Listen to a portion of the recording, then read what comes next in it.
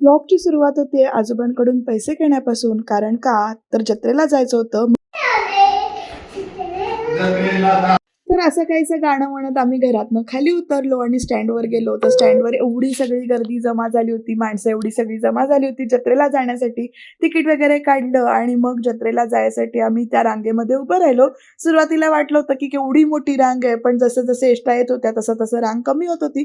त्यामुळे आमचा सुद्धा नंबर लवकर येत होता. आणि ही जी काही ओढ असते ना एसटीतून जत्रेला जायची, ती खरंच खूप वेगळी असते आणि ही अगदी लहानपणापासूनची आठवण आहे असं म्हणायला हरकत नाही. लहान असताना खूप मजा करायचो जत्रेला जायचं असेल तेव्हा.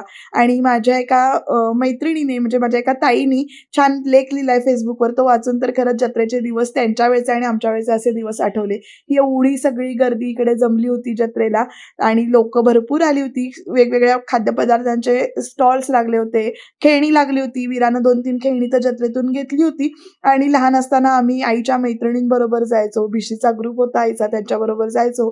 छानपैकी तिथे असे चुरमुरे वगैरे सगळं घेऊन जायचो, भेळेचं साहित्य. आणि तिथे दगडावर बसून मस्तपैकी सनसेट बघत, पाणी बघत अशी भेळ खायचो. आनंद, तू जर का हा व्लॉग बघत असशील तर तुला लहानपणीचे दिवस नक्की आठवतील. आणि त्याचबरोबर प्रथमेश वगैरे सगळी सुद्धा असायची, वेदिका सुद्धा असायची आमच्याबरोबर.